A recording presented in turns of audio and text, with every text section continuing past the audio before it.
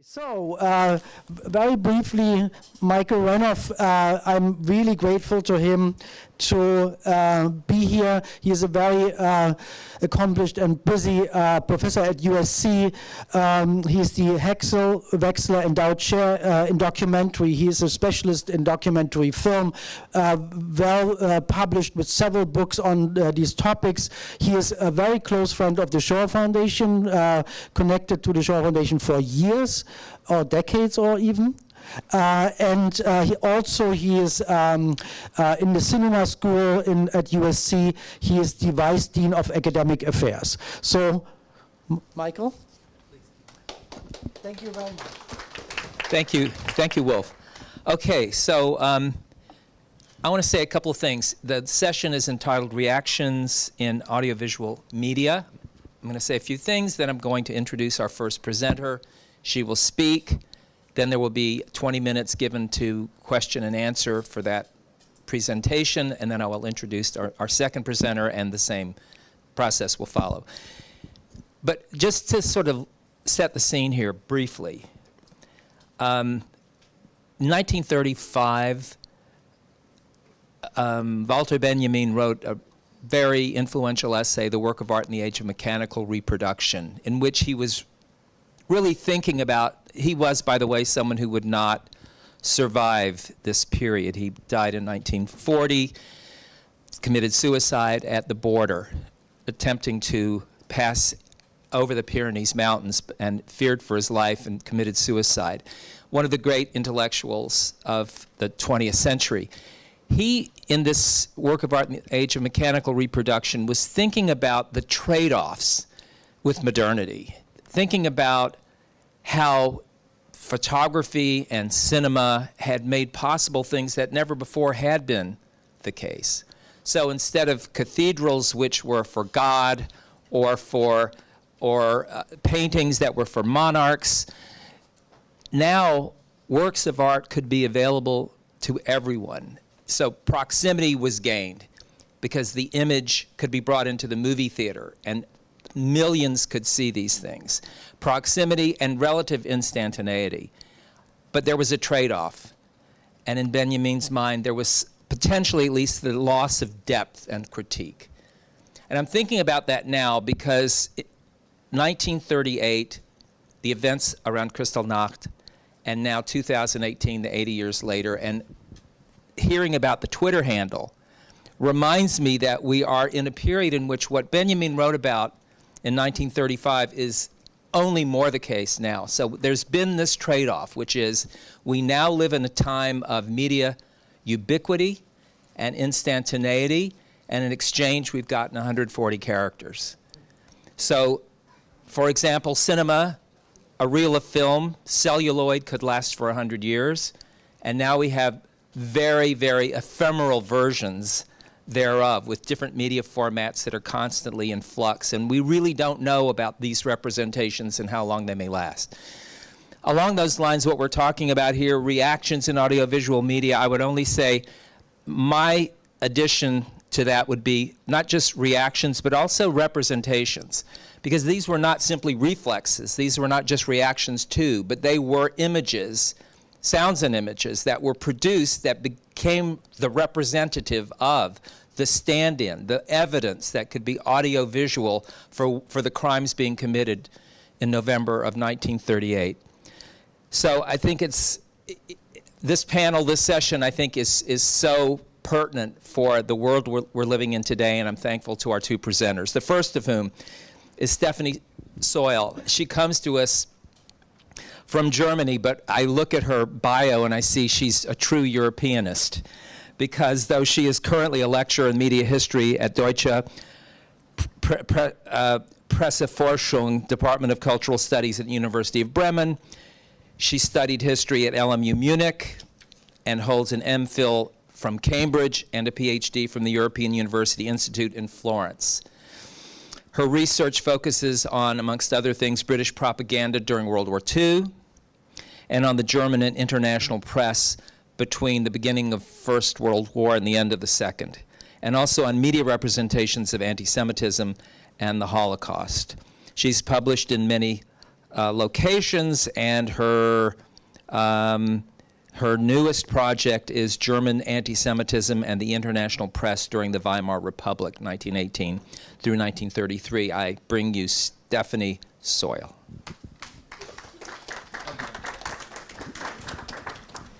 Yeah, thank you very much. And I also would like to extend my thanks to the organizers of the conference that have given me the opportunity to present my work at this important gathering. So thank you very much. Okay.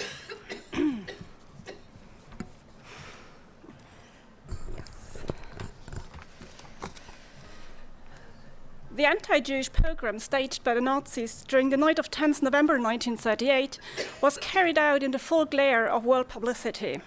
The Nazis made no attempt to conceal evidence of the pogrom. Kristallnacht deeply shocked the British government and public, particularly as it came shortly after the Munich Agreement, which Prime Minister Chamberlain considered a first step towards a peaceful settlement with Hitler. It helped, more than anything else, to harden British opinion towards Nazi Germany. Given the development of Nazi anti-Jewish policy and the role of anti-Semitism in Nazi propaganda, one might assume that Kristallnacht would have played a crucial role in a British propaganda campaign addressed to the German people. The contrary, though, seems to have been the case. While the British press reported extensively, the pogrom never assumed prominence in the BBC's German language broadcasts. My paper explores the reasons behind the absence of Kristallnacht, and indeed of almost all Jewish topics, in British propaganda during 1938 to 1939.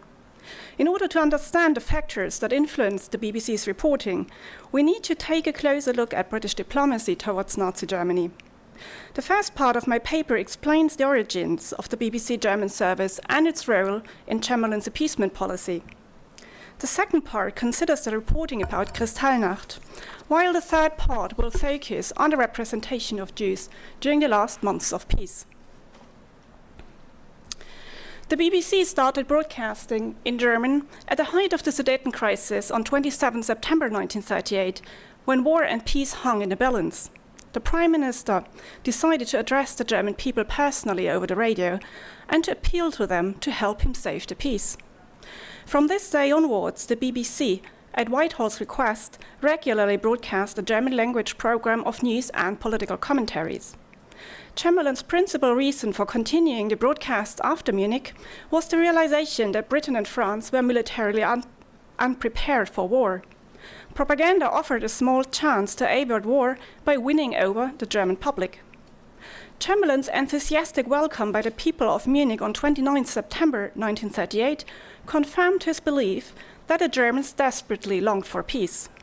However, the Munich Agreement did not dispel his mistrust regarding Hitler's intentions. The BBC's German language broadcasts therefore aimed to strengthen the desire of the German people for peace and to arouse doubts and criticism in regard to Hitler's aggressive foreign policy. The propaganda campaign was to warn Hitler that he would risk serious opposition from his own people if he provoked a war involving the British Empire and France, and thus induced the dictator to seek a peaceful solution to his territorial claims.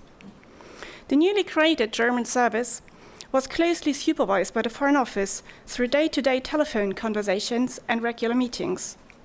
Whitehall never made a secret that it considered the BBC a propaganda instrument of the state, and it always retained and exercised the right to reject or ask for modification of a broadcast if it was not in line with the government's foreign policy aims.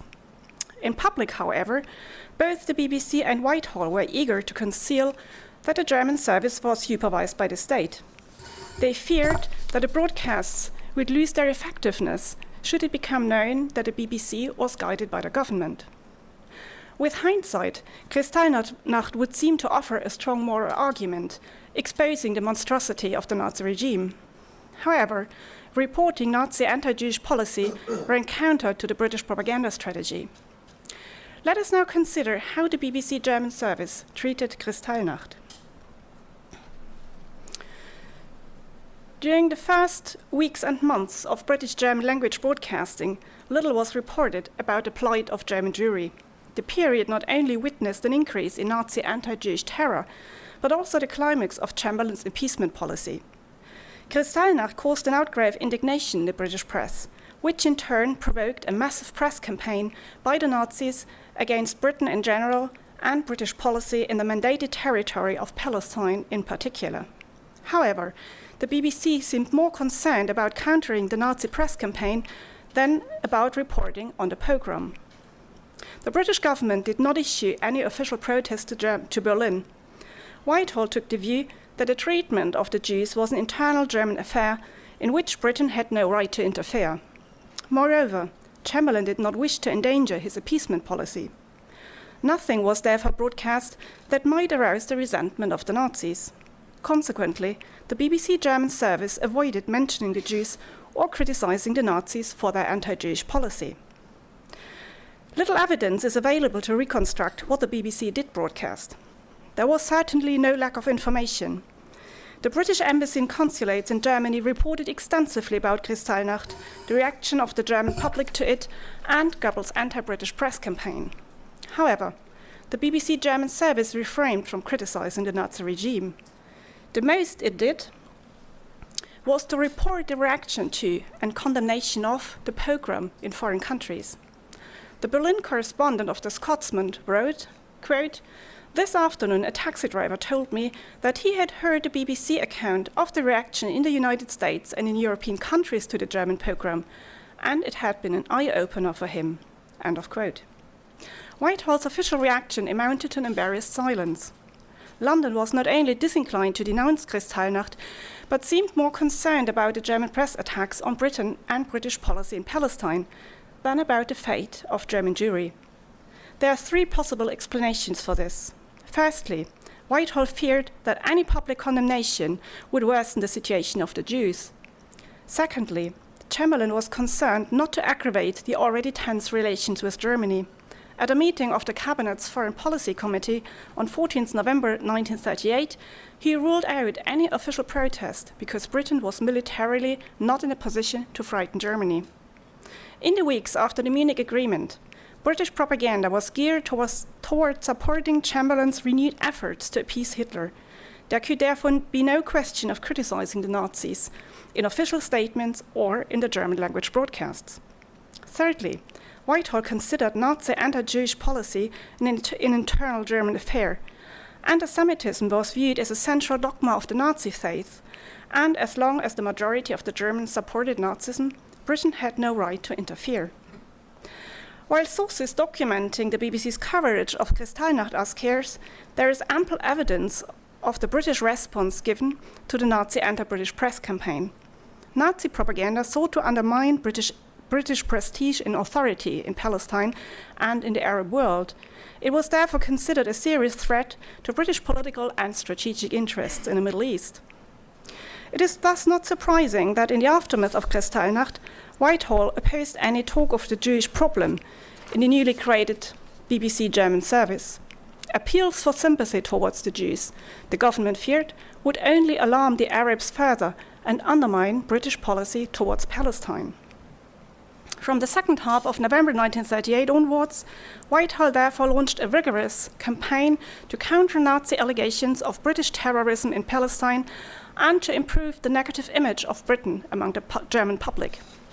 The Foreign Office sent 500 reprints of a speech in the House of Commons by Malcolm MacDonald, the Secretary of State for the Colonies, to Berlin for distribution by the British Embassy and consulates in the Reich.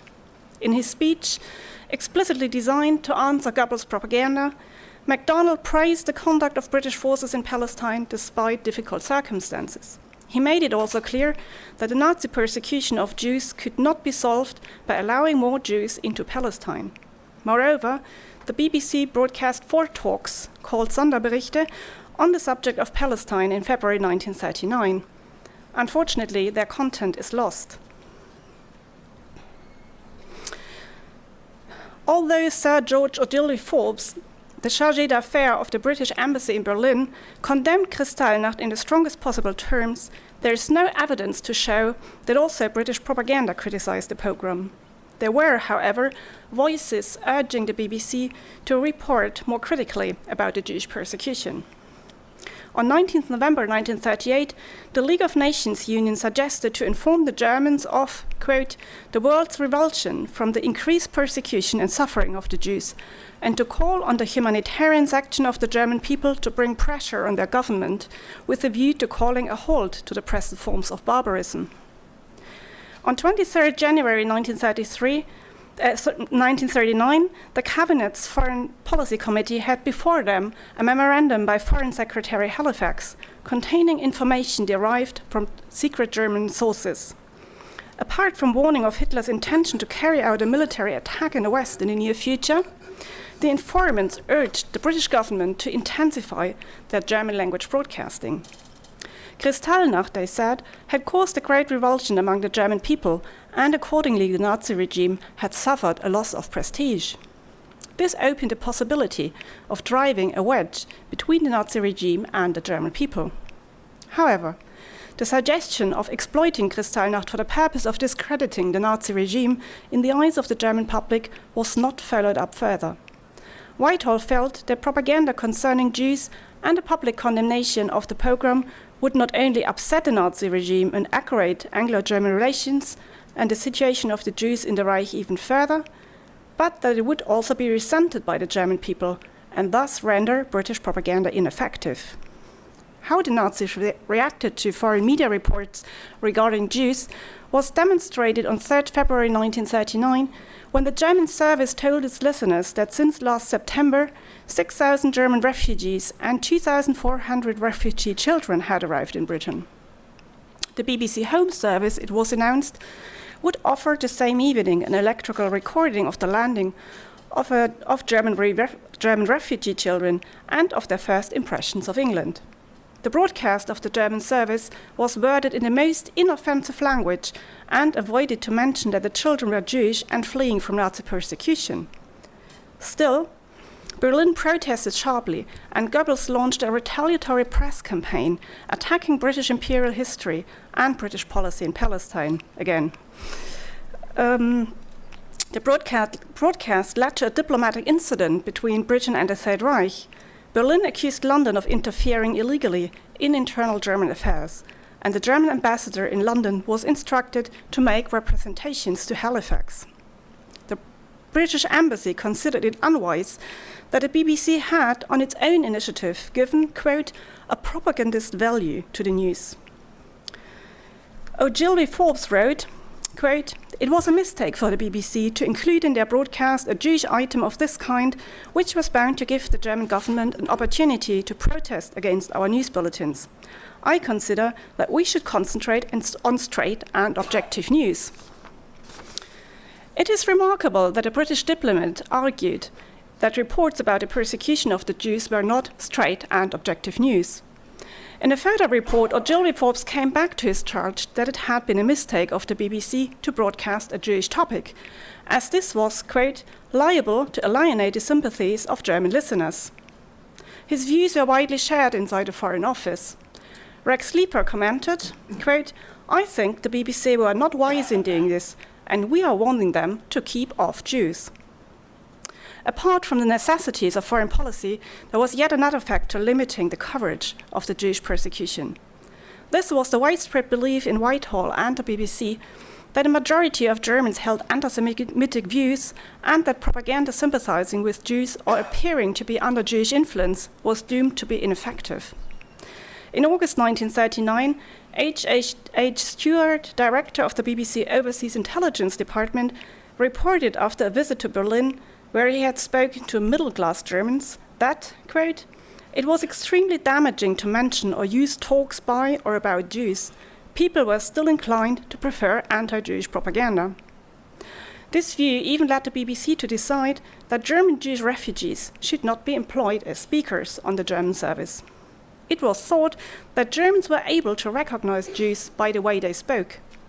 The fact that the Foreign Office and the BBC uncritically accepted such reports testifies to prevailing anti-Semitic views among the British governing elite.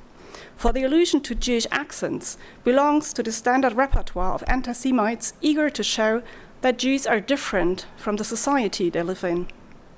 Consequently, British propaganda never attempted attempted to combat anti-Semitism in German society or called for sympathy for the persecuted Jews. Its main target was the mass of politically indifferent Germans, not a small minority of critics of the Nazi regime. For this reason, the Foreign Office also opposed direct appeals to the German people on behalf of the Jews. Quote, any direct appeal savors of subversive propaganda. We shall indispose more listeners than we shall appeal to by playing up to the disaffected in Germany. If they are already disaffected, they are not the people whom we most want to get at. The British image of the German public as being anti-Semitic and Whitehall's fears that any talk about a Jewish problem was bound to increase the diplomatic tensions between London and Berlin was thus effectively preventing the BBC from publicly denouncing the Nazis' maltreatment of the Jews. The persecution intensified rapidly during the last months of peace, driving tens of thousands of Jews into emigration and many into suicide. But the plight of German Jewry was rarely given publicity in British propaganda. It was only during the early summer of 1939, when tensions between London and Berlin rose, and British propaganda began to adopt a more menacing tone in the hope of building up internal pressure on Hitler, that occasional references to Jews could be found in the BBC's broadcasts. On 9th May 1939, a Sonderbericht talk stated that the British had always liked and admired Germany, but that recent political events, notably Kristallnacht and the German invasion of Prague, had led to a change in public opinion. Britain wanted above all peace, but it could never submit to Hitler's policy of naked force. It was appalled by the anti-Jewish pogrom. The British public could not understand that Jews were being persecuted simply because of their race. While the Sonderbericht underlined the revulsion felt in Britain towards Kristallnacht, it also argued that British Jews were a tiny racial minority with no influence on British politics and society. This statement is amazing and could be classified as anti-Semitic itself. It reveals a deep-rooted antipathy towards Jews. British government circles and the public deplored Nazi anti-Jewish violence, but few felt sympathy with the persecuted Jews or were willing to help them. The aim of the Sonderbericht, it appears, was not so much to draw attention to the plight of the Jews, but rather to counter the Nazi allegations that British foreign policy was under Jewish influence and looking for war with Germany. Let me sum up. Although the Nazi persecution of the Jews reached a new peak with Kristallnacht, the pogrom was not adequately reflected in the BBC broadcasts. If Jews were mentioned at all, this was done using inoffensive language and avoiding any appearance that Britain was criticizing Berlin. British propaganda not only failed to explain to German listeners why Jews were persecuted, namely for irrational anti-Semitic reasons, it also failed to call on the German public to show their sympathy for Jews and to help stop their persecution. At no time did the BBC indicate that Jewish refugees were welcome in Britain or encourage their emigration. The nearest thing to a sympathetic presentation of the refugee crisis was the Jewish children's broadcast of February 1939, which promptly roused the criticism of the Foreign Office. The failure to report Kristallnacht and the almost complete exclusion of all Jewish topics in its aftermath cannot simply be explained with a lack of information, as British diplomats in Germany and the British press reported fully about the pogrom. Sure, the historical evidence is fragmentary, and it is possible that the BBC German service did broadcast more information than is known to date. It can be no coincidence, however, that an internal BBC document listing all the Sonderbericht talks of the first half of 1939 does not contain a single item on the Nazi persecution of the Jews, but as many as 6 on Palestine. The reluctance to talk about the Jewish persecution must therefore be attributed to a deliberate choice on the part of the British government and the BBC. 4 factors stand out. Firstly, considerations of foreign and defense policy. Second, the fear of playing into the hands of Nazi propaganda. Thirdly, assumptions about the spread of anti-Semitic attitudes among the German public. And fourthly, latent anti-Semitism in the British bureaucracy and the BBC.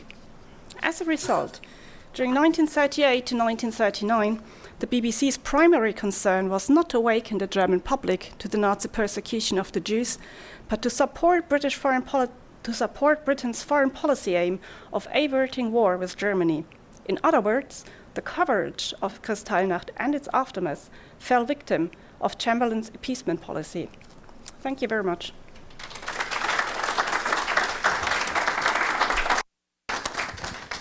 Thank you very much, Professor Seul. I'd love to start it off by asking a question and then opening it up. We're going to spend between 15 and 20 minutes discussing the presentation. You mostly were talking about the kind of top-down response through the BBC and other kind of apparati of the state. But I'm wondering whether or not in your research, what kind of evidence you found for dissident voices from the UK, whether or not, and I can't imagine that there wouldn't have been some smuggled photographs, that there wouldn't have been some maybe even radio clips of one sort or another that might have somehow circulated and have been remarked upon either in the press or in some kind of special, more limited circulation print journalism. Could you comment on that? Thank you very much for this excellent question. Yes, you're right. I'm looking at I've looked at the top-down, bureaucracy level. This is due to the documentation I found in the archives. So I've worked my way through the BBC archives and a lot of the British bureaucracy, such as cabinet papers and foreign office papers and the press department and whatnot. And obviously, the focus there is on policy. And what is also important, I think, in the case of British German language broadcasting, this was a propaganda campaign. It was not independent journalism. So it was all for the purpose of influencing the German public and of helping British foreign policy. So even if there were alternative information available, and I quoted from one newspaper article in the Scotsman about the League of Nations Union. They were urging the government to draw more attention of the German public to the persecution and to denounce the Nazi regime, and this was basically ruled out. I mean, it didn't fit into the propaganda aim of the government, so it was disregarded. So I understand that, 80 years, we're dependent upon the archives. But I think it would be so fascinating to go back and to maybe broadening the search to look at the popular press, for example, and see the kind of leakage that might have occurred at the time. And I'm thinking the same is probably true in the United States as well, because it's just everything you said, the realpolitik of the British government and the relationship to the mandate and their concerns about the control of Palestine, and all that makes perfect sense. But I just have to think there still was a Jewish population, although small-ish, in Britain. I just have to think that there had to be other responses, and the circulation, even in a small way, of images or kind of reactions and responses. So Lawrence. British Pathe does have a newsreel, but it's very typical of what you were describing. I didn't get the British Pathe newsreel. It covers the protests in the United States, which kind of goes along with what you're talking about, and also with the talk on France. There is a French movie I'm going to talk about, and they smuggled out of France after the occupation, and it's re-edited in Britain. In the French version, it has a considerable amount on Kristallnacht. In the British version, 8 minutes. In the British version, it's down to 30 seconds. And partly because of the because of Czechoslovakia, Poland, the outbreak of war, that just displaces Kristallnacht as important. It's made in 1940. In the back?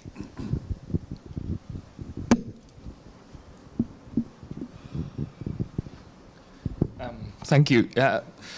What strikes me in this case is, Stefanie, I don't know if you've come across this too, is that how closely linked media and politics really were during the Kristallnacht crisis and the following days, weeks and months, because I've seen that Goebbels even warned the British public, not only the public, but also British politics, that if the House of Commons would have a debate on the Kristallnacht, the Nazi Reichstag would then have a debate on the British crimes in Palestine. And as far as I know, and he did that via the media, of course, and on via all his propaganda channels, and as far as I can see, there was no debate then in the House of Commons, right?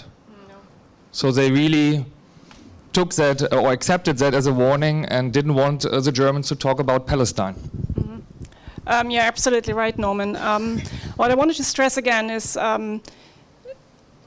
you cannot sort of compare the British press reactions to Kristallnacht, which were really very, very outspoken, very critical of the Nazi regime, and the BBC, and especially the German language broadcast. I haven't studied the BBC Home Service, but what I've gathered and my suspicion is that they also got hints from the government not to put too much emphasis on the pogrom, because the BBC was perceived outside Britain as the voice of the government, even if they were a public service broadcaster, and officially the government was not allowed to interfere in its policy. So what they did with the German broadcast was simply illegal.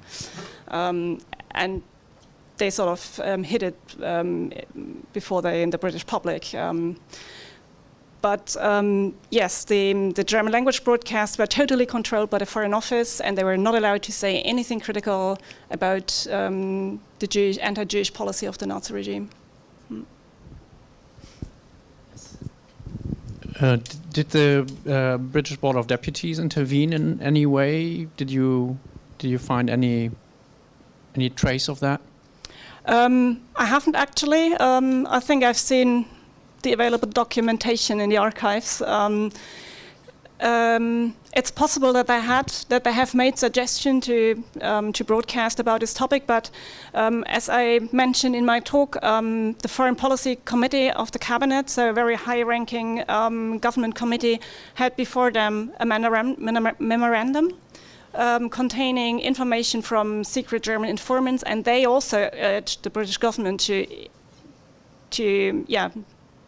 make use of this anti-Jewish pogrom in their propaganda campaign. But this was ruled out. I mean, they never seriously considered this to be an option. So. Yeah, thank you. Thank you very much for this very insightful paper. And mine is, I think it's more a comment than a question. In order to historize or to put into context, I was wondering while you were talking and you had these 4 bullet points at the end, what motivated this kind of position taken by the BBC German service. If we had in our countries something like a Saudi Arabian service, wouldn't it work exactly along the same lines? Like foreign policy, internal ideas about what the Saudi population thinks and likes and wants to hear, certain prejudice about or ideas about Islam, blah, blah, blah. I mean, this is like realpolitik, and I think we are looking at it that, you know, in this, I mean, surprised way, because we know now what happened afterwards. And I wonder if it would make sense to put it into context of other regimes and other coverages of atrocities, etc., in order to find out whether there were possibly different reactions of what you rightly so called a propaganda broadcasting service. And I doubt it, basically. No, you're absolutely right. I mean, this was a propaganda campaign. It was not independent journalism. And it also applied to, I mean, during the war, the BBC was broadcasting in some 30 or 40 languages, and it was all the same. They were the mouth of the British government, basically, and they got directives from the government how to deal with certain topics. So, no, you're right. I mean, this is something completely different from the independent press. So. I'll come back to you, but I think the mic is up with yours. Thanks, Stephanie, for a fascinating paper. Picking up in a sense on Stephanie's point just now about pragmatism, you focus mainly there on anti-Semitism, both British anti-Semitism and perceptions of anti-Semitism in Germany. I wonder whether there's another factor, though, and that is more of a historical factor. It's been alluded to in a couple of the papers. Norman mentioned it, or it came up in Norman's paper yesterday, and Jeffrey also this morning, namely the idea of atrocity stories and the fear of being seen to be atrocity mongering. That, of course, goes back to the First World War, but you also see it in the mid-1930s around the Spanish Civil War, for example. Have you come across any discussion within the BBC about this fear, you know, the danger of being seen to peddle fantastical stories of atrocities? And is that what's at the heart of this language of plain and varnished news, the need to be objective? So certainly there's anti-Semitism at work, but is there also that pragmatic element of not being seen to be doing exactly what the British did 20 years previously in the First World War, where a lot of that propaganda was discredited? No, this is a very good point, and you're absolutely right. The fear of sort of playing up atrocity stories was a strong argument, but I think it was more relevant after the beginning of the war. So I found this discussion several times, and it pops up in directives of the government towards the BBC. So we have to be careful not to, you know, give the impression of indulging in atrocity propaganda. Yes. So, but it doesn't really, I mean, I couldn't find any comments on that in the 1938 to 1939 period. So, Stephanie, I want to thank you first. This is so interesting. And there's so much to delve into here. I want to ask two brief questions. You know, the first one goes back to something that, Michael, you mentioned a couple times, which is the archive. You know, it seems to me from your paper and also from what you kind of put up on the, you know, in your slides, that you focus a lot on the response to the BBC reporting, you know, as it was discussed in various outlets and so on. You know, one of the things that that I've read a little bit about myself is this question of the preservation of radio broadcasts, and the question of you know, how this material is you know, made available for research, or, you know, if it just doesn't survive. And so I'm curious, kind of, if you might want to reflect a little bit about your experiences working with this kind of material, you know, as opposed to, say, you know, newspapers and so on, which also have other kinds of issues with their preservation. But that's one thing. And the second thing is that it seems to me that a number of the papers today and also yesterday have kind of dealt with this question of how Kristallnacht has, you know, how it was reported in the news and the responses. And, or even just in general, this question of how the press, the foreign press, engaged with a regime that was fundamentally antagonistic towards journalism and tried to bend it towards its will. And I'm curious if you maybe want to comment, sort of based on your paper and also some of the broader conversations that we've been having over yesterday and today, about what we can learn in general, sort of about the role of journalism in a society that is sort of, you know, or just in sort of a broad sense of whether or not journalists and journalism really has the power to make these kind of changes, you know, or are they really paralyzed by their need to engage with a public that they think has certain needs or certain interests, and you know, and so on. I could go on, but I want to give you a chance. Yes, thank you very much for these two excellent questions. Let me start with the question of archives and the preservation. It's actually a very difficult situation because recordings on the whole have not survived. There are a number of recordings that are preserved by the National Sound Archive. I think it has changed its name in the meantime, and copies are in the German radio archives. But on the whole, we have only a written documentation about broadcasting, which is really sad. So I've been able to listen to a couple of them, and especially there are several talks by Thomas Mann to the German people, and they have made a CD of it, so you can buy them. But on the whole, it's a written documentation. And access is also difficult to the BBC archives, so you need a permit, and they won't let you use the material in your publications unless you pay for it. It's not an open archive policy, I would say. I'm very critical of that. And yeah, apart from the BBC, there's a lot of information to be found in the Foreign Office archives. And what is also interesting, an interesting source in face of the lack of original broadcasting sources, there are monitoring reports of the German secret services and also of American secret services. So it's possible to access the information that was broadcast, not throughout the whole war, but bits and pieces via monitoring reports. But that, again, is written discourse. Does this answer your question, or? Okay. This and is going to be the last. Oh, I'm sorry. I have to still to answer the second question. Yeah, you asked about the role of, or what impact the British propaganda could make in a society that was sort of anti-journalistic or opposed to free journalism. Is this correct, or? Well, just in general, I guess. Okay, because my impression is that the British had a very naive view of how German society and the Nazi regime worked. So even though it was a totalitarian regime, they still believed in a kind of impact of the public on the Nazi regime. So especially in the early years of British broadcasting under the government of Neville Chamberlain until May 1940, there was this incredible naive belief that by stirring up opposition against the Nazi regime via propaganda or the media, it would be possible to create a revolution in Germany and to, yeah, create a change of government. And I think it's really amazing. So they believed there was still some democratic element in Germany, that they could mobilize the public via the media. Last question.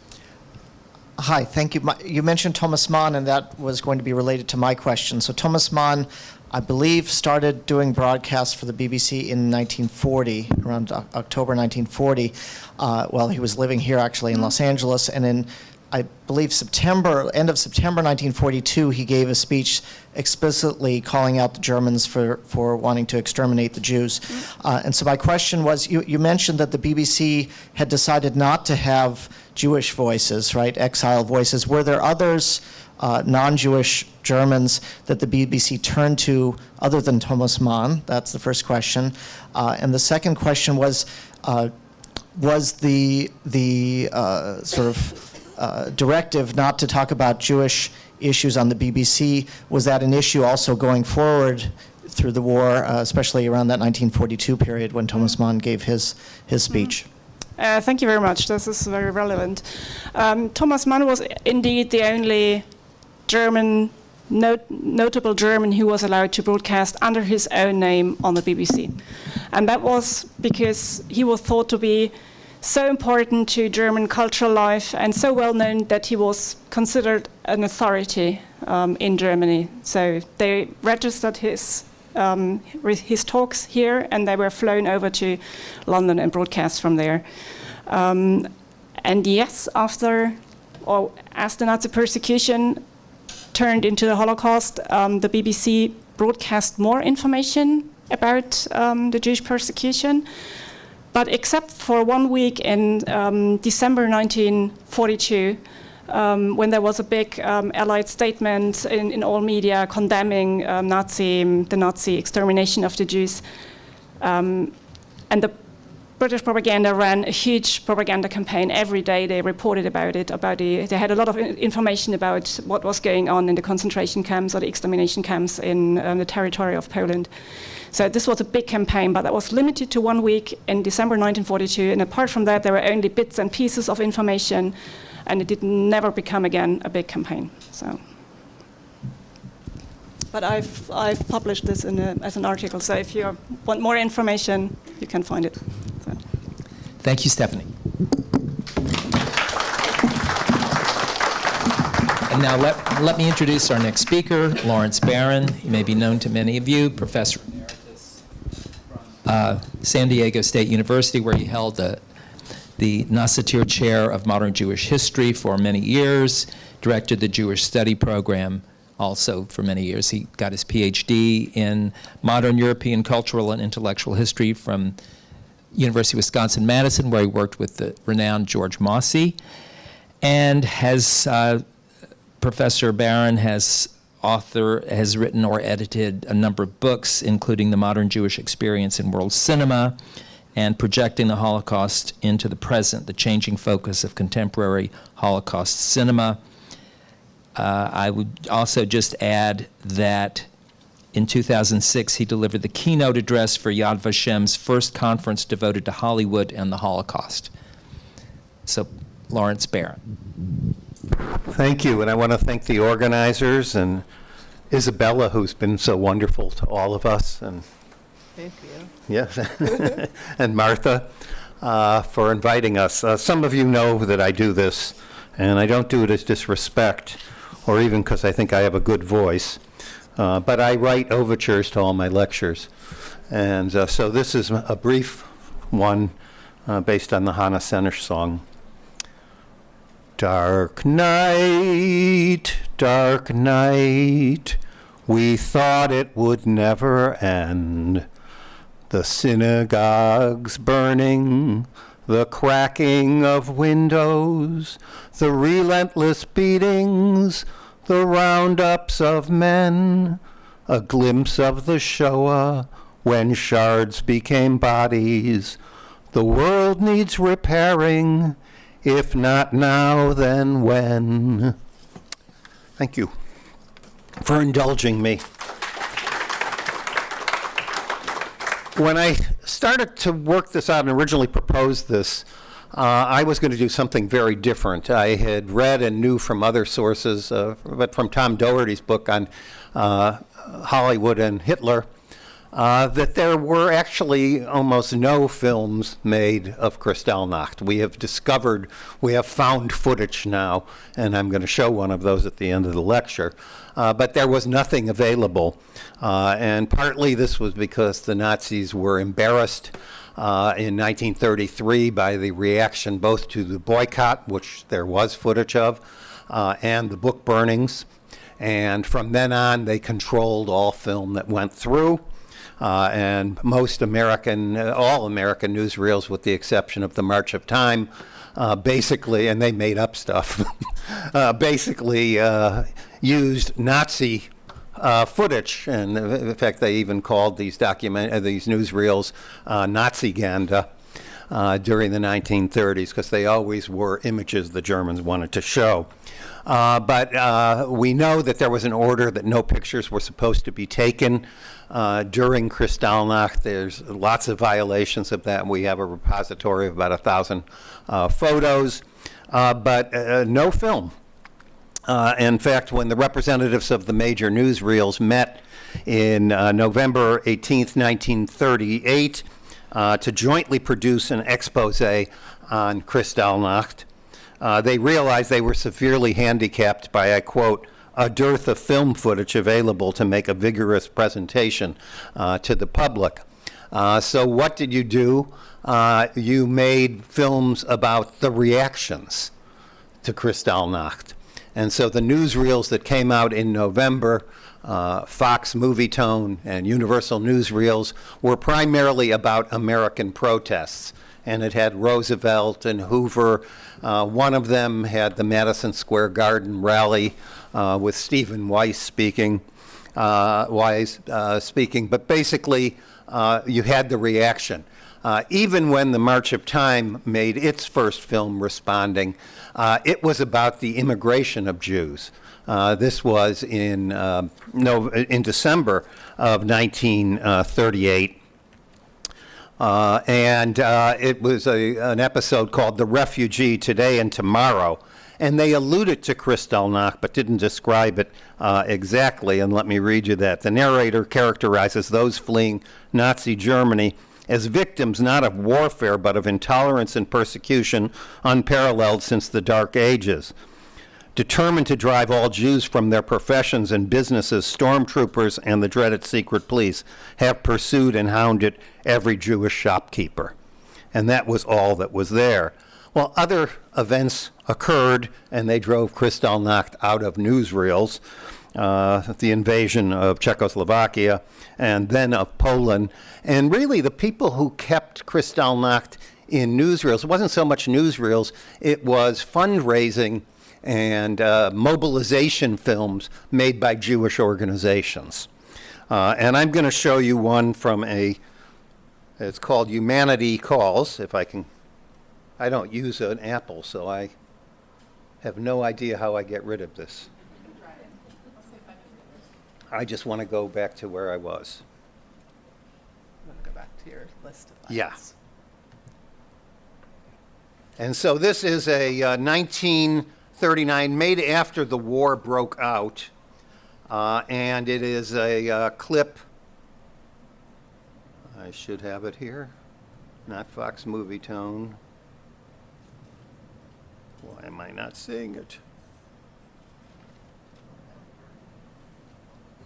Well, it's called Humanity Calls.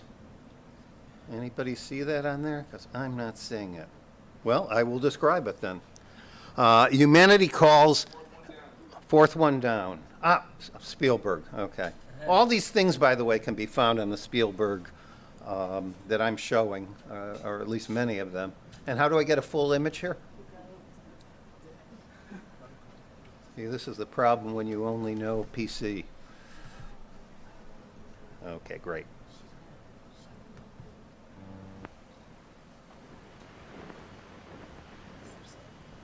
There should be sound. It comes in a little later. This is the United Jewish. Long history of persecution and martyrdom. Not since Titus destroyed Jerusalem in the year 70 and scattered the Jewish people over the face of the world has the future been so dark and tragic. That's footage. The world crisis is also a crisis for world Jewry. One by one, the islands of safety, where the Jew has been an honored citizen, have been drowned in the storms and tidal waves of anti-Semitism.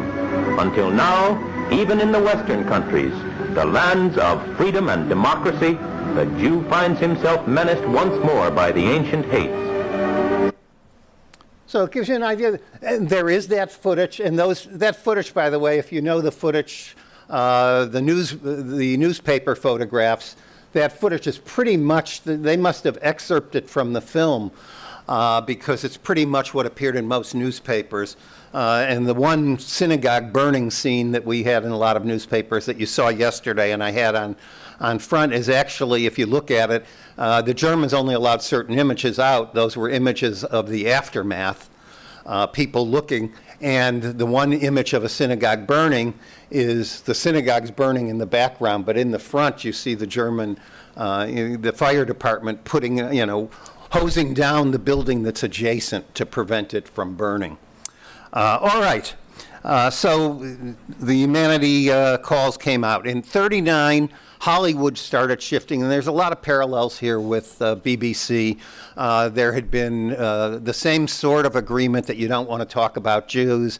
This was largely because Hollywood would lose its market. It also was due to the self-censorship system that Hollywood had set up, the production code. Jews and discussion of Jews, the fear that Hollywood would be perceived as too pro-Jewish. If it were anti-Nazi, and you don't really have films made until the U.S. begins to start abandoning neutrality in 1939, with Confessions of a Nazi Spy as the most famous. But by 1940, you have movies that are about Jews, though often they're called non-Aryans rather than Jews. The Mortal Storm has a book burning scene that's modeled after the newsreel footage. The movie Escape verbally refers to Kristallnacht, where an elderly German actress who is in a concentration camp and has been taunted by her, the guard says, "Will my audience cry, or will they yawn and say, 'This was a bad performance. Now the day they burned the synagogue, that was much more fun.'" But it was to Charlie Chaplin to make the first visual image that we had of Kristallnacht. And what he did is he restrained himself in The Great Dictator. And so most of what happens we hear in the background. We don't see, and he uses the image of a Jew, or of a canary in a cage for the condition of the Jews. And if you know the story, the Jewish barber looks exactly like the Hitler doppelganger, who is Adenoid Hinkle. Hinkle gives a radio tirade, which inspires the essay then to go and perform a Kristallnacht-like riot, but it's much milder until they get to the house, the courtyard where the barber lives, because he had beaten them with his girlfriend when they were trying to hang him, and they want revenge.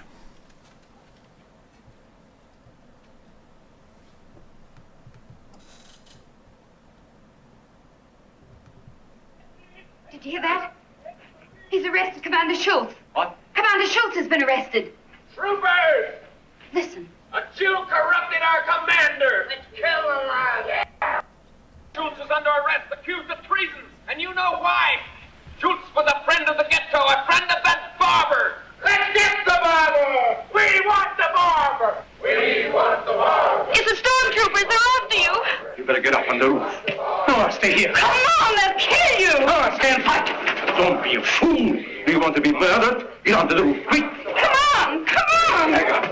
Get inside. We want the barber. We want the barber. We want the barber. I hear you. Smash in the door. Come on. Come on, boys. We'll give the barber a haircut.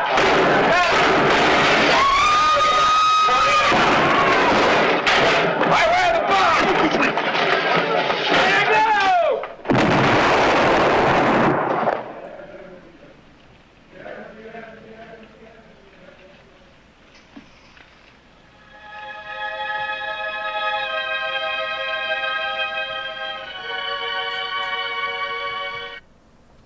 And that's really the first visual image we have of Kristallnacht.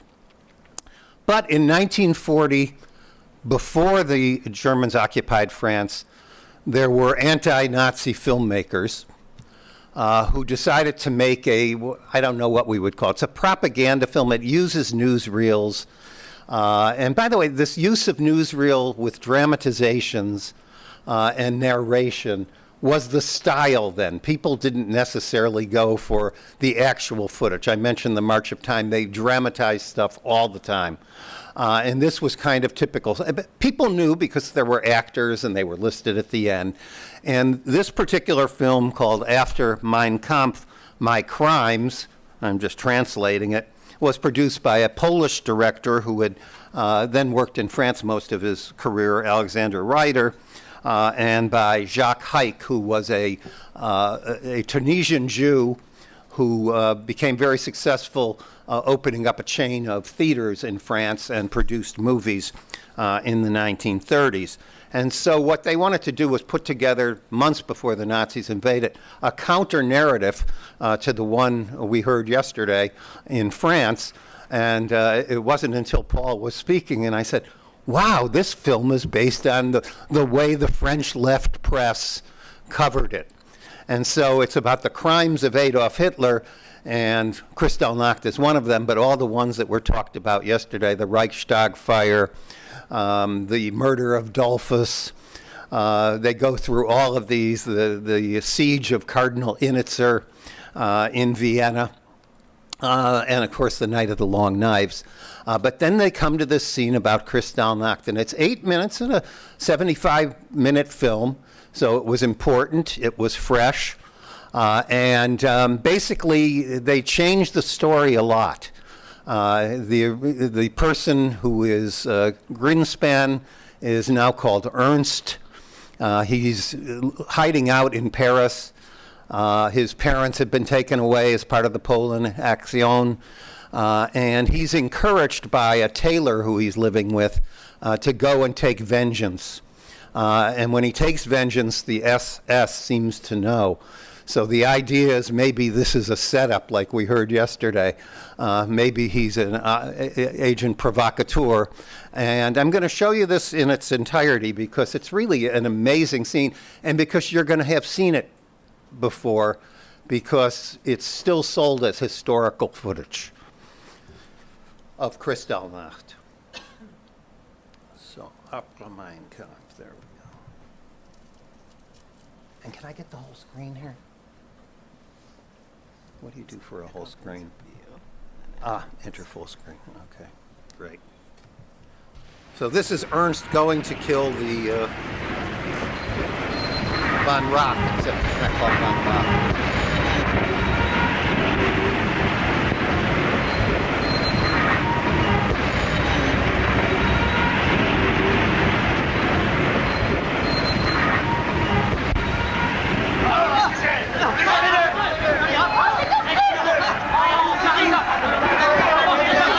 Qu'est-ce que c'est, un accident? Non, un attentat. C'est un juif. Qu'est-ce qui se passe? Il a voulu tuer le commissaire Berger. Nous n'allons pas tolérer ça.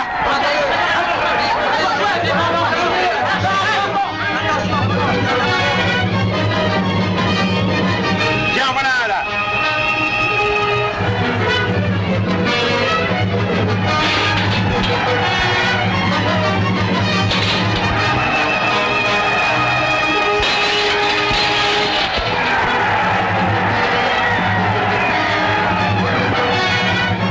Et c'est le pogrom. Sous le couvert de représailles, les pires instincts de violence et de cruauté vont pouvoir se donner libre cours. Dans l'hôpital, les chemises brunes font irruption et exigent que les malades les reçoivent debout, en une attitude respectueuse. Certains de ces malades viennent de subir de graves opérations.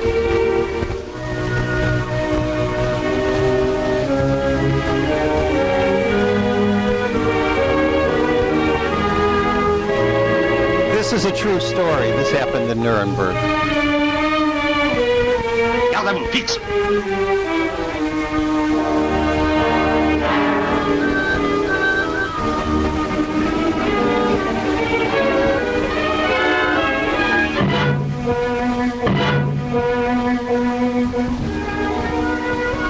Oui, il est mort. Désormais, plus rien ne pourra l'obliger à saluer les hommes d'Hitler. Des milliers d'hommes sont arrêtés et internés dans des camps de concentration où ils sont soumis à un travail de bagnard 17h30 par jour. Des tortures infernales leur sont infligées. Le gouvernement nazi, après avoir lui-même organisé ces pogroms, complète son œuvre, non seulement en interdisant aux compagnies d'assurance de verser... And you notice the footage there is of the boycott. And that happens in a lot of documentaries. To talk about Kristallnacht, they use the footage of the boycott of SS men on a truck and also of people daubing Jew on windows. And these become the images because we don't have images. Now this film implies a number of things that are wrong about Kristallnacht. It certainly implies that it's a spontaneous riot. Germans join in. The SA men are wearing their uniforms. The synagogue's burning. I wanted to stop it, but I couldn't. If you look at the synagogue that's burning, the first one is the Grand Synagogue of Paris, so obviously it's not the real synagogue. But if you looked at the one picture of the synagogue, it's the Fasanenstrasse synagogue. It's the interior, but it's the interior before it was destroyed.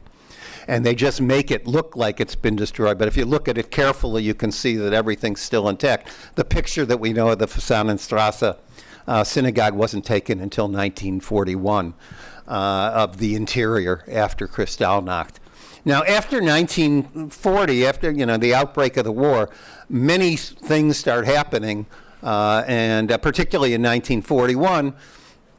The war is the big issue. Kristallnacht is not a particularly big issue. And the American documentary, Why We Fight, Prelude to War, has a brief section on the persecution of religions, most of which are about Christians. And the one window being broken there is the window of a church. But they do have a news headline about Kristallnacht. And they do have a brief, they show a synagogue that looks like it's burning, but it's not. And for some reason they say Berlin 1934. So he got it wrong. But it again is the Jewish organizations that really take Kristallnacht seriously. 1943, Hadassah makes a movie, They Shall Live. It's for youth aliyah. They use that clip that I just showed you of the SA men and of Greenspan as if it is documentary footage to show what's happening to the Jews. I'm rushing here, but in 45 and 46, it's not part of the Nuremberg trials because it falls under German law, not under international law. There are trials that are held, and very little about Kristallnacht appears in the movies, the documentaries that are made about Nuremberg. Almost nothing. It's in German films that you start having portrayals of Kristallnacht, and I want to give you one. It's an East German film. It's before it's East Germany, made in the Soviet sector, and it's called Marriage in the Shadows, and it's about a Jewish actor a Jewish actress who is married by a Jewish Gentile actor who wants to protect her from the persecution that's going on, and he has another lover. He's just doing this as something to help her. And then he's with his real lover, looking out the window, and this is Kristallnacht. This is the first real portrayal of Kristallnacht. Marriage in the Shadows, 1947, Kurt Maitzig.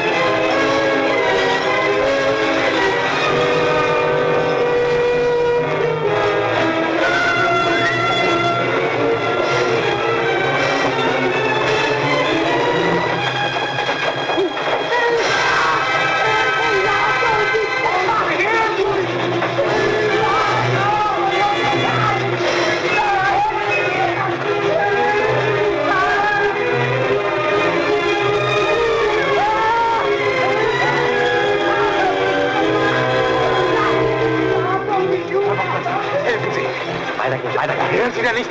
Da drüben, die Leute, die werden ja totgeschlagen. Nein, nicht weitergehen. Weitergehen. Tun Sie da Ihre Pflicht an. Komm von der Wache. Da war von mir, der nur die Zehen eingeschlagen sein lassen wollte. Ich habe noch gesagt, Herr Leutnant, in der Schillerstraße schlagen Sie die Scheiben kaputt. Dann gehen Sie in die Goethestraße, sagt der Leutnant. Weitergehen, Herr, mischen Sie sich da nicht rein. Lassen Sie mich in Ruhe. Ich habe eine Frau zu Hause. It's pretty powerful, 1947, partly because Kurt Maitzig's father had divorced his mother, and his mother committed suicide. And the story follows that same pattern, except in this case, there is no divorce. The couple commits suicide.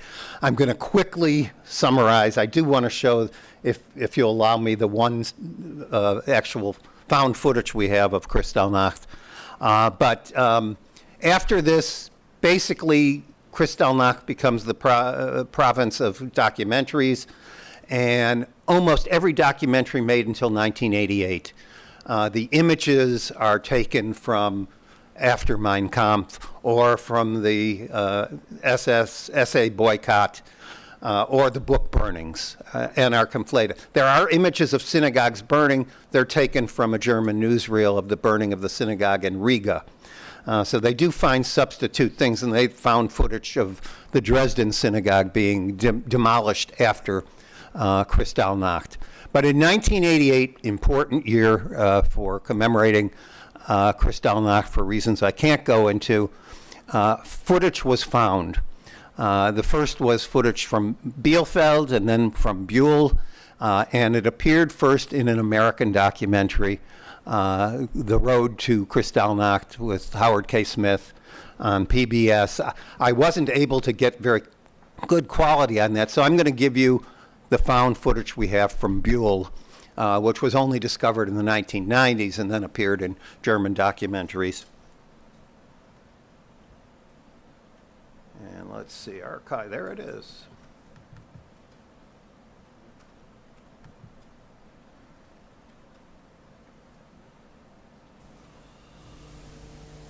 So this is what Kristallnacht looked like It's not at night.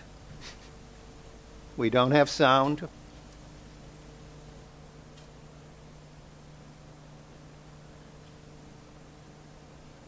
The one from Bielefeld is a little, it's twilight, so it's a little more spectacular.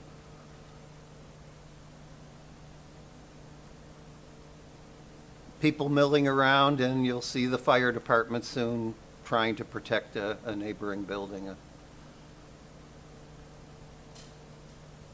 And these were, you know, this was home movies that people took.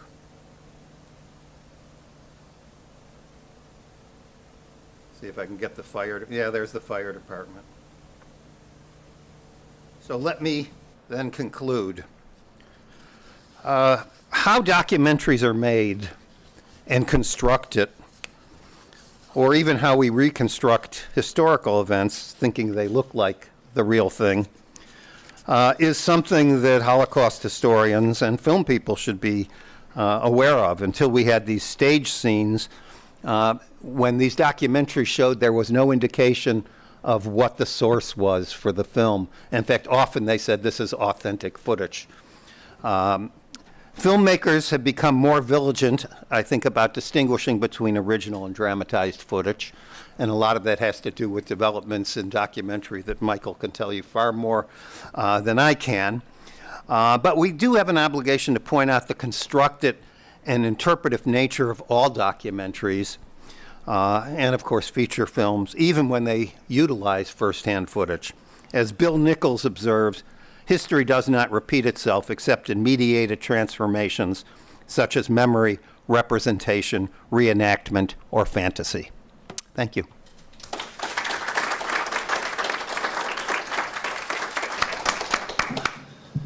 Okay, so with what time we have left, I'm going to start it off by asking the question about what you're describing as the home movie footage that exists, that was discovered in the 90s. So one presumes that there was great personal risk, right, that would have been involved in making those images, since you said that it had been pretty publicly pronounced that thou shalt not make the image. Yeah, it's a good question. All we know is that there even a lot of the footage we have, like Wolf talked about yesterday, people took surreptitiously. We may have had SA men who took things, they were proud, they thought they'd be able to show it eventually, like they did on the Eastern Front. But a lot of this was just passersby. In the Bielefeld thing, he was making a home movie about his home city. It's called Schönes Bielefeld. And he showed the events from 1937 to 1953, and this was kept in the home archive. The earliest I've been able to find anybody mention it is 1979. I don't know. I've been asking the archive at Buell how did they get their footage, but at the end I didn't show you. It has the 8mm Kodak. So they took a risk. These were smaller towns. And I wonder if there was if they're taking it outside of a window or hiding behind things. But the picture, for example, of the men marching off, what's his name? Eberhard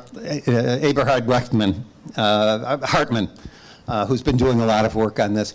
He notices that when you have the picture of the men being marched off, you can see a person taking pictures surreptitiously at the sort of a top of a hill.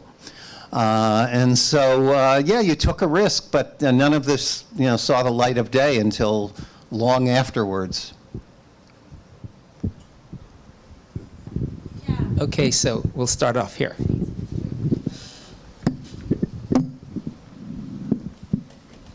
Okay, thank you for your talk. I'm curious about the decree to not take pictures or to film, because I feel like the consensus, the historiography, is that the Nazis were proud of the anti-Semitic policies. And then my second question is very specific. In the Humanity Calls footage, there are refugees depicted in some sort of soup line, and where are they? Is that in Germany? A lot of the footage in there, they also picture They also have pictures of Jews behind in what appears to be a concentration camp, and I've seen those images somewhere, but I can't identify them. I think they're of Poland, and they might be of Sebastian. And there were photos taken of Sebastian. I don't know if there's any film that was taken there, but. I'm trying to... the first question about why the decree not to take pictures. This was a press directive that Goebbels gave. He didn't mention film at all. He just said take no images. No images should be made. And they had bad press. They had allowed foreign cameramen to take pictures in '36 at the Olympics. And they allowed this amazing cameraman who came through in 1937, and you can see he took the pictures of the Nazi signage discriminating against Jews. And we do have home movies of Vienna, of tourists in Vienna taking pictures. But I think part of it, what was probably fresh in the mind was the reaction to the photos from the Anschluss. I'm just guessing, but those were disastrous photos, and those were, you could see the Jews scrubbing the sidewalks, and photos were taken of that and sent to the United States. So, Life magazine did a photo spread, for example, in November, at the end of November of 1938 on Kristallnacht. But it's really, for Life magazine, it's 2 pages and it's 4 pictures, and they're all the ones that we saw, They manage this really well. It amazes me that no one's discovered an archive where the SA or SS or Goebbels took pictures of this because they thought it would be a great moment, but we haven't. Yeah.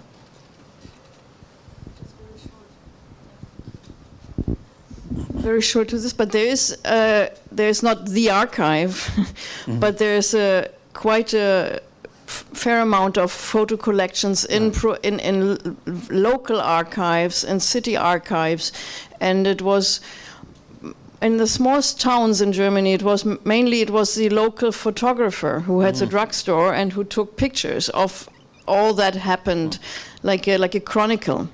So our colleagues from the Topography of Terror, who published a very impressive book on that, they did a huge researching all these very small little towns, but also private collections in those towns, and it's called Vor aller Augen, before all eyes, in front of all eyes, and deals with the events of the 1930s until the deportations, and it's very clear that it was a very public event that was photographed. The only place where we do not have a photograph of deportations is Berlin, which is curious, given the size of the city.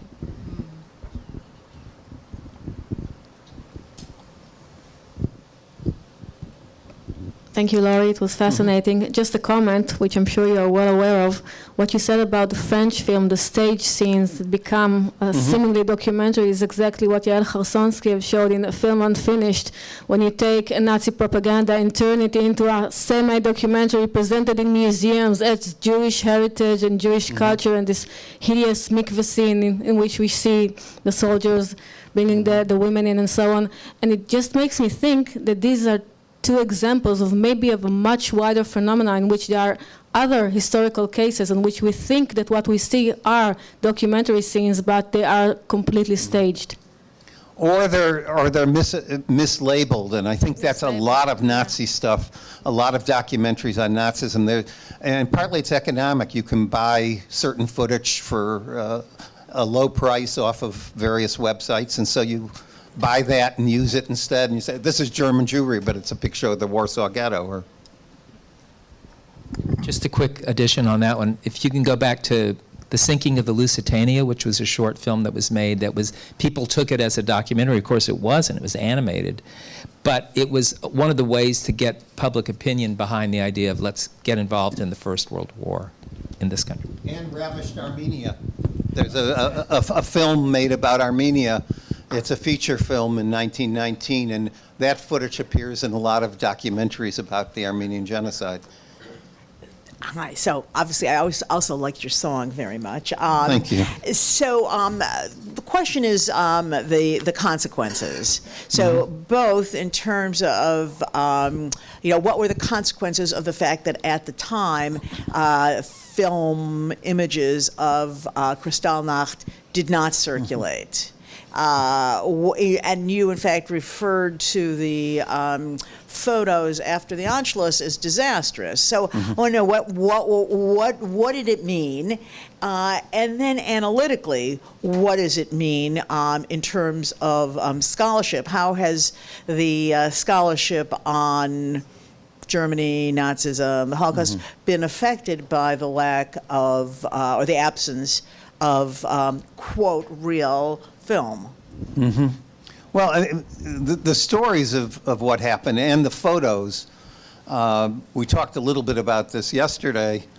I forget which poll it was, but the condemnation of Kristallnacht by Americans was like 94%, but it didn't translate into anything when it came to taking any real action. I mean, Roosevelt removed recalled our ambassador to Germany, and he was never sent back, but there was no immediate action in terms of doing anything. Well, the Wagner-Rogers bill failed. The USS St. Louis was a disaster. There was no consequence in terms of policy, but it did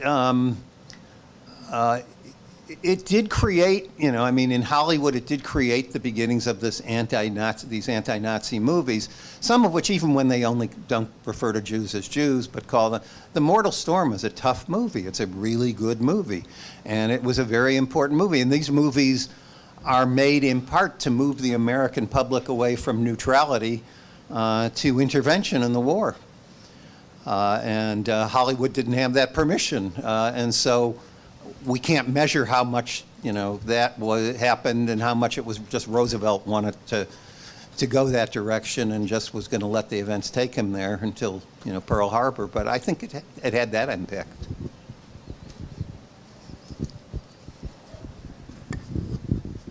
I think now Steve Ross has an announcement. I guess if we have no more questions, without Wolf being here, I will take over. We're going to have...